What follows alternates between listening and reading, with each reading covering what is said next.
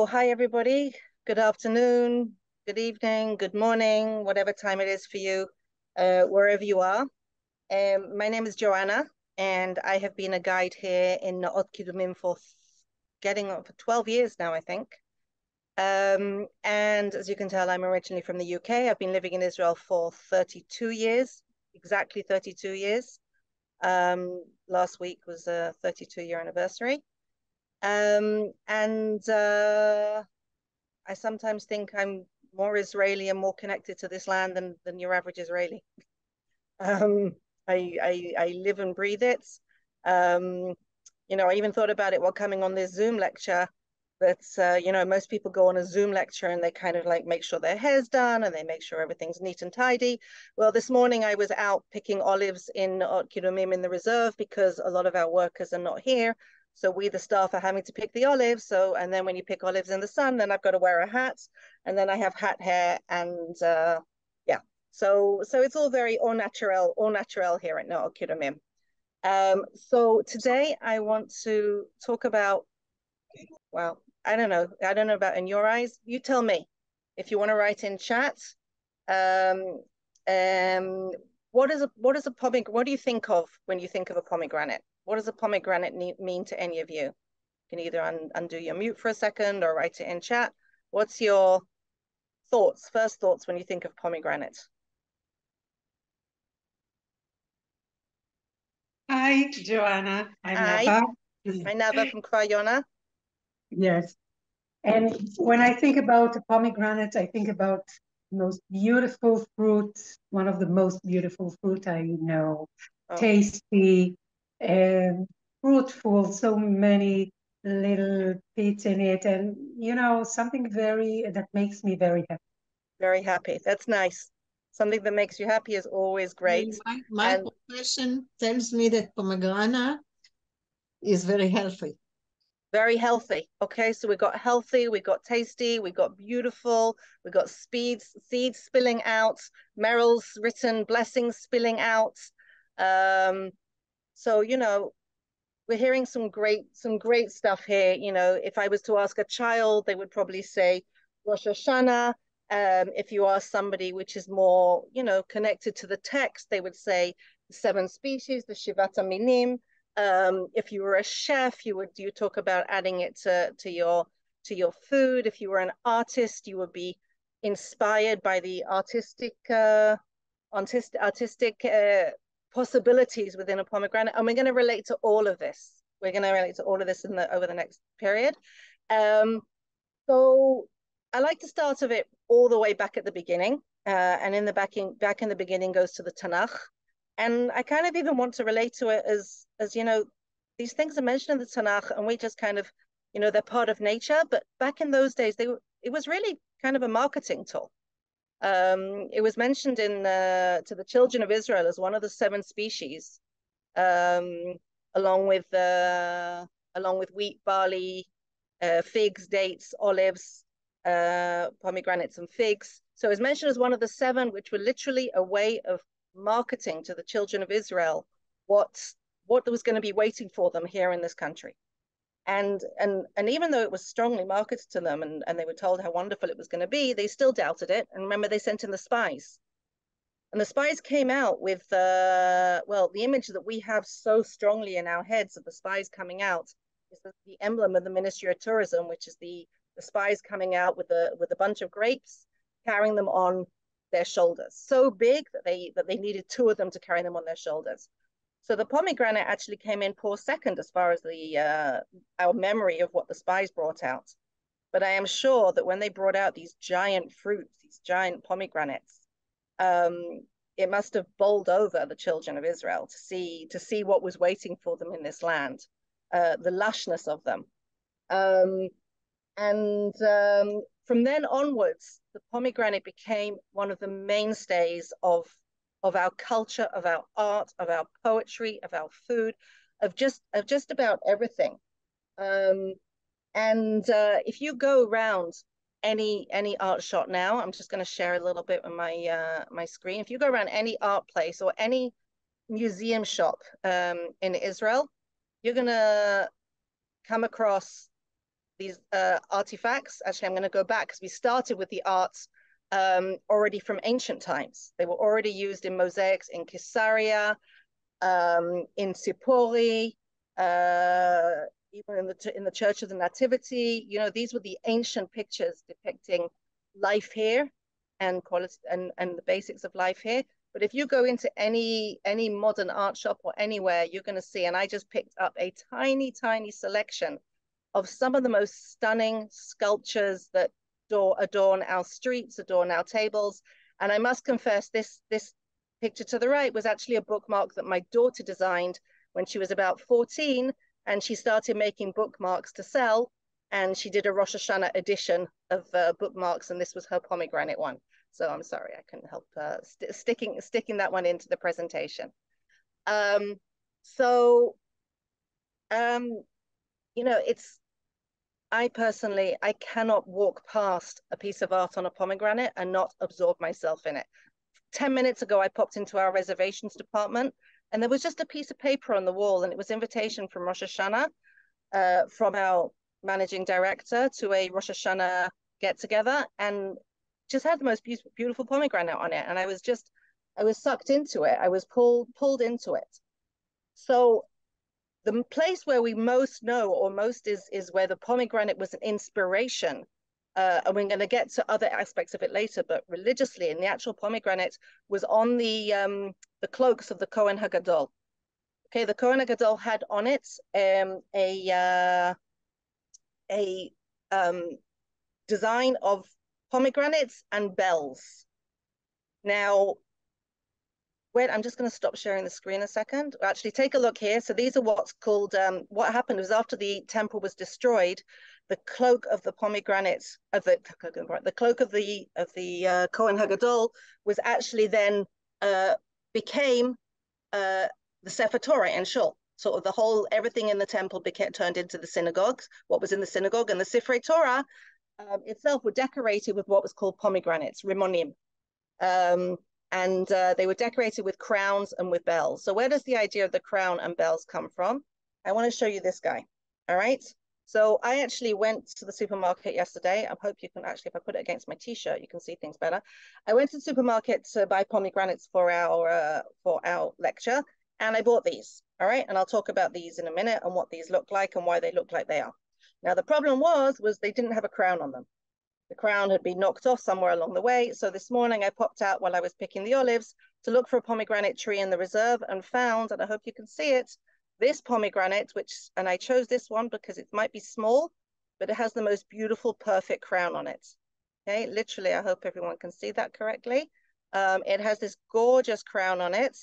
And from this here, you can see literally the king of the fruit. And if you turn it upside down, it kind of looks like a bell. Imagine it's a whole pomegranate. So this one particularly, I was just adored because some little bird has really had a really good nosh on here. All right, I can see the holes and the scrapings where the bird has tried to peck through it.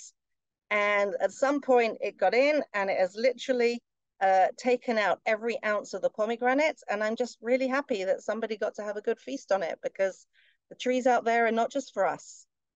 Sometimes we have pomegranates in the reserve, and wasn't going to pick one to show you, where the pomegranate has a black hole in it and has bugs literally crawling out of it, which is fascinating if you're a Darrell and like bugs, but less nice to hold up against a computer. So, you know, I took this one basically to show you the crown and the bell.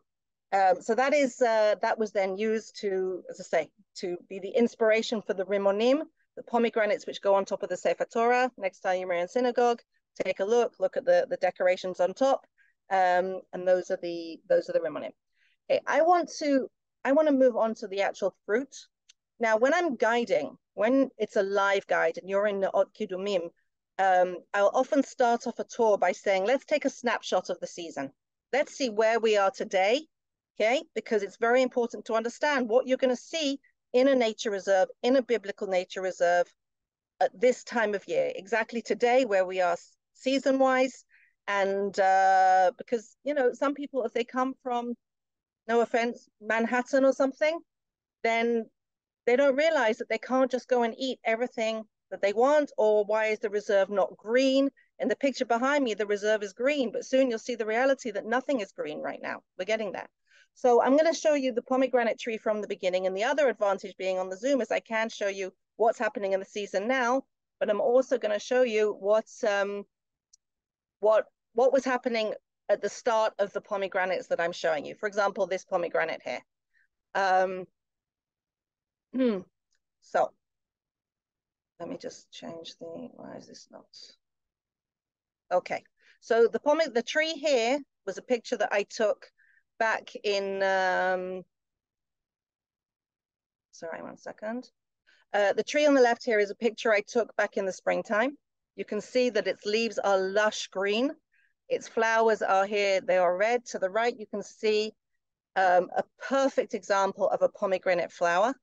So this is what holds the petals. These are actually called the calyx. It's the part of the flower that holds the petals. The petals themselves are this amazing translucent orangey red color, very sort of creased, wrinkled. Stab, I think there might be people waiting. Here, I'll do it. Okay. And the fruit, why does the pomegranate take on the symbol of fertility? Because it's similar to an etrog, which is also seen as a symbol of fertility, because often what happens is with most flowers is the flower falls off and then the fruit starts to grow where the flower was. But what happens here is really the pomegranate itself, wait, I just went back. The pomegranate itself is the flower, the base of the flower, and it just grows and grows and grows. So this is already the tiniest pomegranate. And I discovered something very cool when I was looking before, is that inside here on this pomegranate, you can still see the pollinators from the flower that was pollinated back in April time. It's still here as part of the pomegranate. The next stage is the pomegranate starts to grow. This is a beautiful picture. I think I took this off our webpage from Sarah Oren's blog about the pomegranates. And you can see here the 3 stages: the flower about to turn into a fruit, the fruit's still so green, and then this fantastic red fruit. And then now we're at the stage, where are we at now? Where the pomegranates are ripe on the trees. They're actually at a little bit of a stage beyond. They're beginning to be quite overripe. And what happens is, if you've ever been to a pomegranate tree, there's a lot of disappointment. There's a lot of disappointment because 3 things happen. As I said, the birds get to them, the bugs get to them, they split open. Even before they're almost ripe, they split open. Just a regular split, or something attacks them and they get rotten from the inside. What you eat. Or, as you can see, they fall on the floor and split open when they fall on the floor. Now, this I actually spotted a few months ago. It was the most perfect looking pomegranate that was just lying on a rock, just waiting to be photographed. And if I just show you now, these are photos I took in the reserve yesterday. So if you're not in Israel, then you can see exactly what is going on today, a few weeks after Sukkot, a few weeks after the festival of the ingathering, the end of the summer. Everything is dry. You can see how dry the ground is. But we're still at that, in between that tiny window of stav of autumn, where it's still dry. The rains haven't fallen enough to make everything green. But on the pomegranate tree, you can see that the leaves are already beginning to change. And just to show you what will be, this is taken from last year. This is a pomegranate tree, which goes into one of the few trees in Israel where we have fall. We don't have much fall here, and we take what we can get, and the pomegranate tree is one of them. And then if you see this one, it really is a very, very disappointing tree. In the winter, it has no leaves. And by the way, in the Tanakh, in the Torah, when they announce for Sukkot time that you should take a fruit of a goodly tree, in the Talmud, the pomegranate was one of the candidates for fruit of a goodly tree. Why? Because the fruit is so beautiful. but that wasn't enough. A goodly tree had to be a tree where every part of it was beautiful. And unfortunately, the pomegranate failed in the leaf in winter category, and it's a very disappointing looking tree in winter. You can see here so many pomegranates on the tree that were too rotten to be picked or enjoyed by anyone human, that is, but obviously got thoroughly enjoyed by the bugs. I want to now sort of really delve into the inside of the pomegranate so we can start to understand its qualities and why it is used as a symbol for so many different different metaphors and emblems. I mentioned the idea of fertility. So I'm going to show you actually, I don't know if you've ever seen this, and I'm probably going to splatter the whole office here and get fired, but especially the person whose desk I'm sitting at, but you know, they just have to take it as I am. So I'm going to show you how to open a pomegranate correctly. Well, yeah, it's dripping everywhere. I'm just going to take a chopping board, put it over here. Okay. So how do you do it? You slice off the top, like so. Before I do it, I wanted to point something else out to you. Okay, I don't know if any of you noticed. Now, I'm just curious if any of you would have seen this in a store and thought, that pomegranate doesn't look so nice. It looks kind of blemished. It's not all perfectly red. I'm not buying that pomegranate. And I want you to understand something, that the fruits and vegetables in Israel are the messiest, ugliest, kind of bruised, not very beautiful fruits. We export most of our perfect fruits. But I've been in a country where the fruits are the most perfect looking fruits I've ever seen. I've seen the biggest, brightest orange. I've seen the most perfect yellow banana without one tiny blemish on it. But guess what? They taste of nothing. And I won't say which country because I don't want to offend anyone. But they taste of absolutely nothing. Whereas here, this kind of messy looking, certainly not perfect. And here I have an even more blemished, not even red, mixed color pomegranate. That's a real, a real mess. But once you go inside, you're going to see that this is just beautiful. So what I've done is I've sliced the top off where the crown is. Then you dig out that white section in the middle, and this is where I tend to get splattered. So I'm going to dig that out. All right, so that's being dug out. And then it's not quite dug out. You have to dig out the whole thing. It's kind of holding the membranes. There we go. I've taken that out. You see that's all gone now? So now the membranes have nothing holding them together. And then you segment it like you're cutting an apple into quarters. You look for the white segments, you slide the knife down the segments. Okay? All right, I'm going to open this up down at the bottom. Okay. All right, so I'm just telling you that inside that messy blemish pomegranate is probably one of the most beautiful pomegranates I've ever seen. Its seeds are deep, dark red. They are literally, you know, give me these seeds any day over a real ruby, because I can't eat a real ruby. I'm just going to try one. Wow. It's sweet with a slightly tiny tartness, which you need. Now, I actually discovered, having worked here at 12 years, I discovered a quote the other day, which I didn't know, which is a quote from the Talmud, where in the Talmud for Shir HaShirim, it says that these seeds are compared to youngsters who sit and study the Torah and sit in rows and rows like a pomegranate. So I thought that was a really cute little wait, I'm trying to get on the screen there. A really cute little comparison to seeing the pomegranate seeds in rows like students sitting all huddled and squashed in together, and you can see there's no room between them. I kind of like imagine like that quote was based on, you know, not sitting in a comfortable auditorium with enough space between everyone to have a laptop and a cup of coffee, but a tiny little huddled yeshiva somewhere thousands of years ago where everybody was kind of literally crammed in together, and certainly no air conditioning as well. So that's one of the images that I really enjoy. obviously, as Meryl pointed out, blessings spill out. Okay, it's one of the fruits that we make blessings on Rosh Hashanah. That we make a bracha on Rosh Hashanah because it is full of blessings. It's known as the fruit of abundance, and it's also compared to, as many may know, the mitzvot. That inside it there are 613 seeds, and just like there are 613 mitzvot, commandments in the Torah. And yes, I've counted them because that's what you do when you have a 3-day Rosh Hashanah and young children and don't know what else to do with it. So you count the pomegranate seeds. And the first time I counted them, I actually got to 623. And the second time, 684. And then my kids confused me with the numbers and I stopped counting.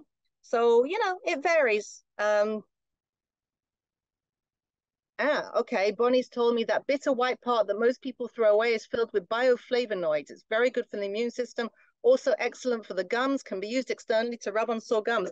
Amazing. Cheers, Bonnie. That's a really, really good tip. So actually, one of the things that I read about the white part was this was what they used to use in the tanning process when making leather. It's part of the tanning. And just so you know, the skin, the outside of the skin is one of the ingredients by grinding it.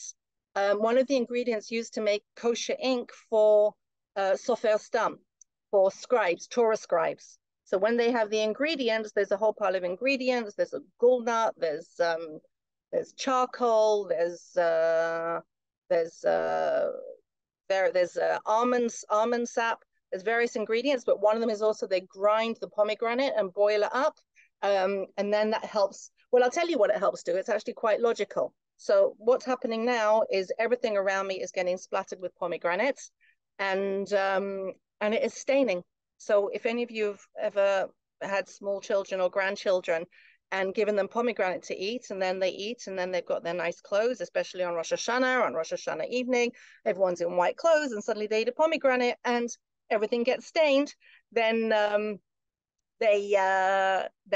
everybody gets into trouble. So actually the ingredient is used in Torah scroll writing because it sets the ink. It's the one that sets the ink, and the most important thing about, well, all the ingredients are important, but the most important thing is that the ink that is used must not disappear through time. So a year later, you want to know that the ink in your Torah scroll or on your cloth on your mezuzah is still going to be as strong a year later, 50 years later, or 100 years later. And we actually have a Torah scroll here in Neot Kedumim from hundreds of years ago, where every word is just as legible now as it was then. Okay, let me just put this symbol aside. And you know, the one thing I haven't yet related to yet, I want to actually do it in a way that is a little bit more beautiful. So I'm just going to open it up here. Is just, I mean, I mentioned it a little bit. It's stunning. It's beautiful. And if you refer to the most beautiful descriptions in the Tanakh, you're going to delve straight into the Song of Songs, where it is described as your temples behind your veil are like halves of a pomegranate. So I must admit, I've had a little bit of a hard time getting to grips with that description, because if my temple behind my hair was like halves of a pomegranate, I think I would look sunburnt, because that just means my temple is bright red. But I understand that in those days, the comparisons of beauty were different. And then we have the other beautiful description, your limbs. Well, it's translated as limbs, but it's actually a little bit more complicated what the translation is. But your limbs are an orchard of pomegranates with choice fruits. Okay, so we've covered here that it's beautiful. Oh, I couldn't even help just popping those in. And of course, a few of you mentioned the bioflavonoids and flavonoids. It's really good for the immune system. They say it's good for cancer, for treating cancer. And I have to tell you, I sent the link of today's lecture to a friend of mine in Manchester, London, not Manchester, America, Manchester, London. And she works with the old age community in Manchester.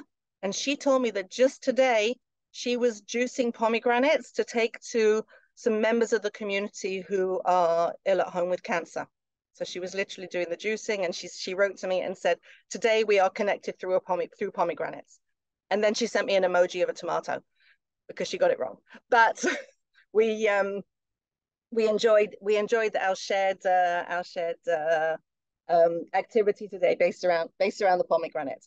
And as far as eating's concerned, let me just share the screen again, because when it comes to food, you just got to see the visuals, because the visuals on this are amazing. I want to point out something actually interesting. So the pomegranate, I think things go in and out of fashions. Now here in Israel, it's always been a staple. Growing up in England, pomegranate was not, it wasn't your usual staple at all. I don't even remember eating it on Rosh Hashanah. I have no recollection of eating it. But the pomegranate big time came into England in the last 15 years, 20 years.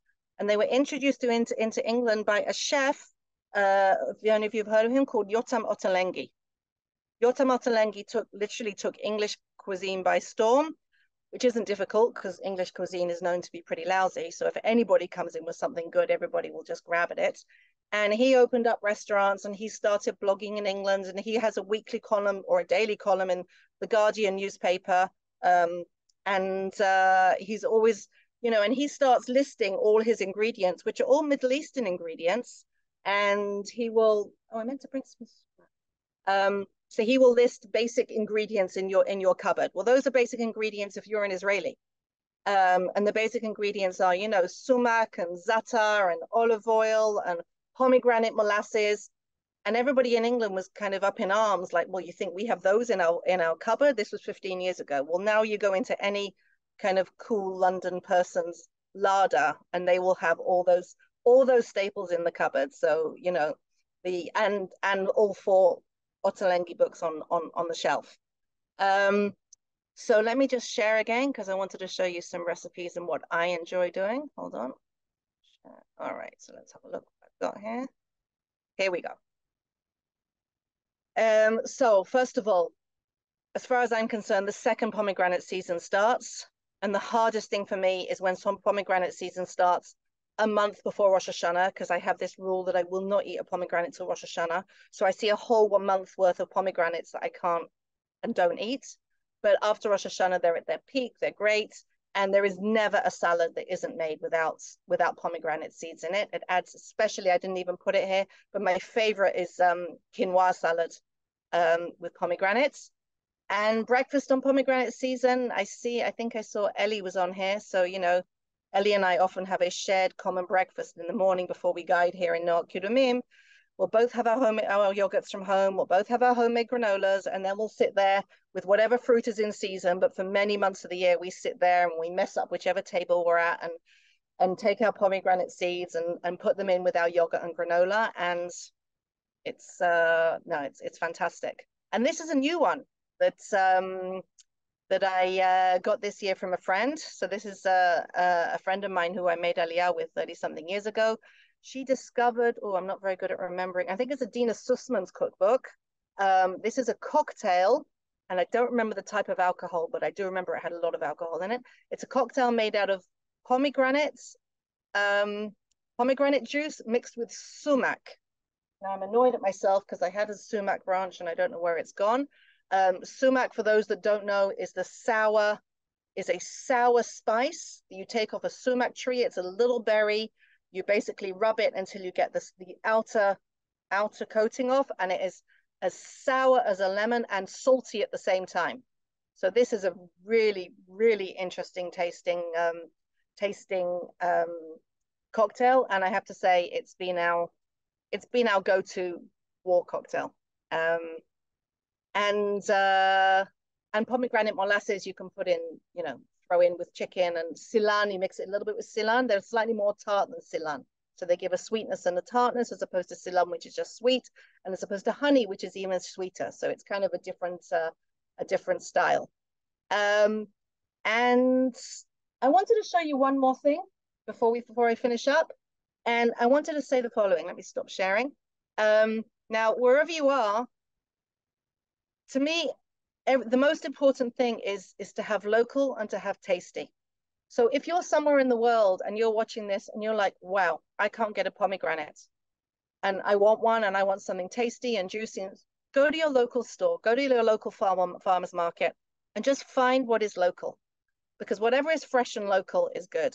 And I thought of this because just this morning when I was picking olives, I walked past a tree that I hadn't seen before, a type of tree that I hadn't seen in that area before. And I grabbed off it these tiny little fruits. So the tree that I saw is actually called the hawthorn. In Hebrew, it's called uzra. And it's just at the end of the season. The fruits are this small. They're like mini apples. And I picked one and I ate one. And this tiny little fruit, which all of us would walk past compared to a pomegranate, which is shouting out and screaming, pick me. This tiny little guy was so delicious. And I gave it to our new tourism manager who had never tasted it before. And she was blown away by it. And I'm not trying to bring down the pomegranate. I'm just saying that we need to just enjoy what we have out there. And if we don't have the most exotic fruits in the world, and it's almost better to have just whatever's growing out rather than having something that's been flown across the world, which has possibly lost its nutrients, and is kind of like environmentally not suitable to where you are. But on that note, I didn't finish off telling you. I've just realized how to de-seed a pomegranate. I showed you how to segment it, and then once you have the segments, I'm going to do one more. I think up that under me.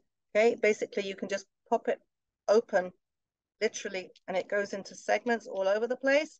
And then you put it over a bowl and use your fingers to knock it off into the bowl. I did about 4 of these last night while watching the news.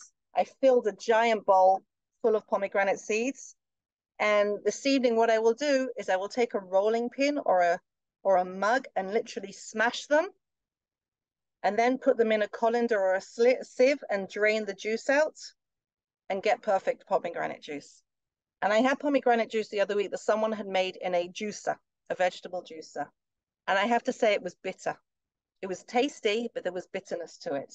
Why is that? Because the white pith, which as Bonnie pointed out is very, very flavorsome, is bitter. So as soon as you get any of that pith into the juice, it's going to affect the taste. Whereas I must confess, when I do the whole thing by hand and I pick out every tiny little bit of white skin, so there's none in there, then it's like pure nectar.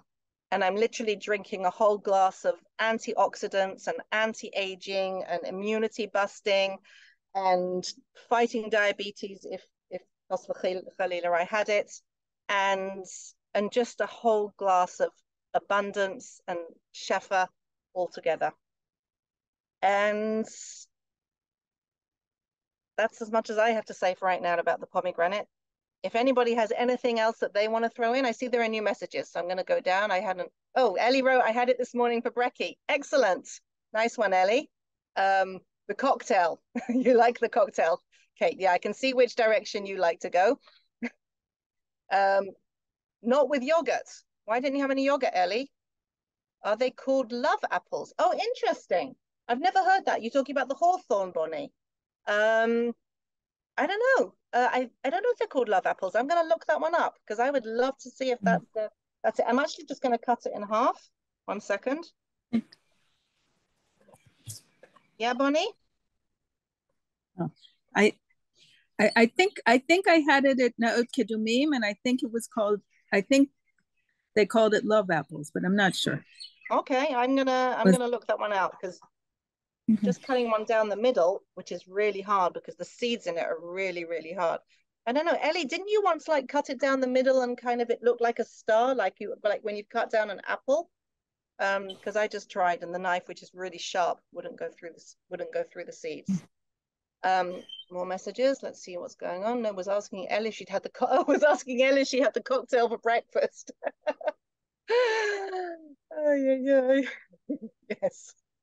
Okay, well, what I can do is I'm sure I can find a way to tack on the cocktail recipe, but I'm sure if you Google Adina Sussman, and by the way, sumac is a whole nother subject, because sumac that is sold mass in the supermarket is just full of citric acid and food coloring, whereas the real stuff is fantastic.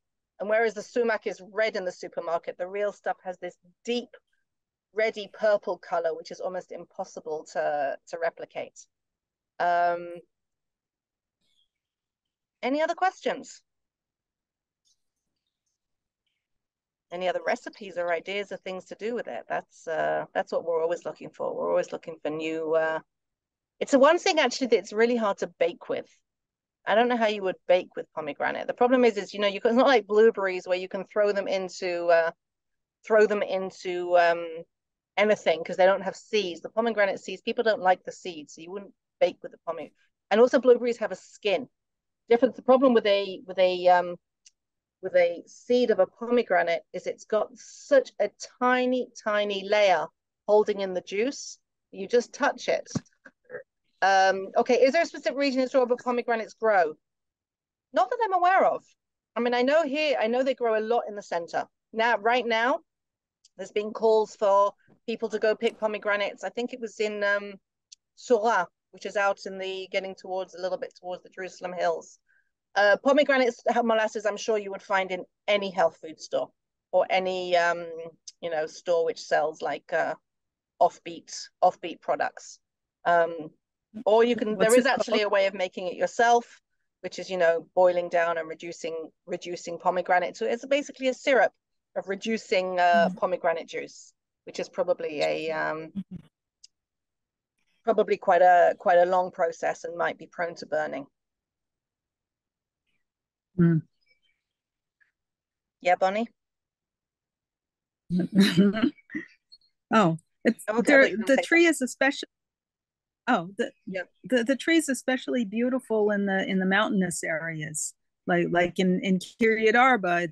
I think it's beautiful all year long. Right. No, the tree is stunning. It's stunning all the way from the second it starts flowering. I mean, that amazing contrast between that luminous red of the flowers, the deep red of the base of the pomegranate, and the green and the lush green, because the leaves are new as well, is just beyond gorgeous. The whole tree is beautiful, but it's amazing how miserable it becomes in the winter. It's okay, everyone. So I'm gonna say goodbye and thank you all for attending. I appreciate. It was nice coming. Originally, Paula and I thought it was just going to be us, but it was nice. It was nice that we had a bit more of a crowd. It is being recorded, so they're going to be on the site at some point. We'll be posting them on the site. We are here every day at 4 o'clock. And every day it's a different guide, a different style. Don't forget, we're all so different. There's no rhyme or reason to how we do this. Yeah, every day something else. And whoever's got Hebrew, every day at 11 o'clock as well. And whoever's got kids floating around, 2:30 is kids time. And I just want to say, whoever's abroad, I just look forward to the day that you can come back and join us here. And whoever's in Israel, I wish you all to stay safe, look after yourselves, and look forward to also seeing you here back in real time. Okay, take care, everyone. Thank you, Joanna. Thank you very much. Thank you so much. Thank you.